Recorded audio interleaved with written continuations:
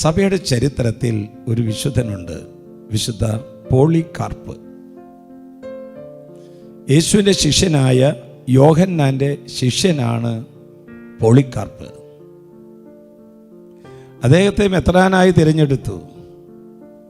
ആ കാലഘട്ടങ്ങളിൽ മതമർദ്ദനം അഴിച്ചുവിട്ടൊരു കാലഘട്ടമായിരുന്നു. അദ്ദേഹത്തെ പിടിച്ച് കൊണ്ടുവന്ന് അധികാരികൾ നിർബന്ധിച്ചു യേശുവിനെ ഉപേക്ഷിക്കാനായിട്ട്. അപ്പോൾ വിശുദ്ധനായ പോളികാർപ്പ് പറയുകയാണ്, യേശു എൻ്റെ ജീവിതത്തിൻ്റെ ശക്തി കേന്ദ്രമാണ്. ഞാൻ യേശുവിൽ വിശ്വസിക്കുന്നു. ഇത് കേട്ട് കഴിഞ്ഞപ്പോൾ അധികാരികൾക്ക് വീണ്ടും ദേഷ്യം കൂടി.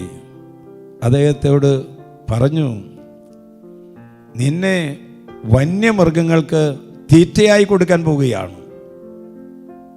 മരണത്തിൻ്റെ വാൾമുനയിലാണ് നിൽക്കുന്നത്. കരങ്ങൾ കൂപ്പി പ്രാർത്ഥിച്ചതിന് ശേഷം പറഞ്ഞു, യേശു മാത്രമാണ് എൻ്റെ രക്ഷകൻ, അവിടുന്ന് എൻ്റെ ഏകദൈവമാണ്.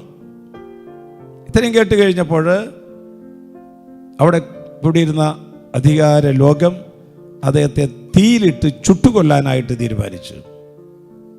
അങ്ങനെ തീ കൊളുത്തി കഴിഞ്ഞപ്പോൾ അഗ്നിജ്വാലകൾ ഇങ്ങനെ ഉയർന്നു കഴിഞ്ഞപ്പോൾ ഒരു സ്വർഗീയ അഗ്നി വന്ന് പോളികാർപ്പിന് ചുറ്റുമാണ്ട് വലയം സൃഷ്ടിച്ചു. ആ തീ നിന്ന് രക്ഷപ്പെട്ടു. അപ്പോൾ മനസ്സിലായി, എന്തോ ദൈവീകമായ കരുണ ഇവിടെ പ്രവർത്തിക്കുകയാണെന്ന്.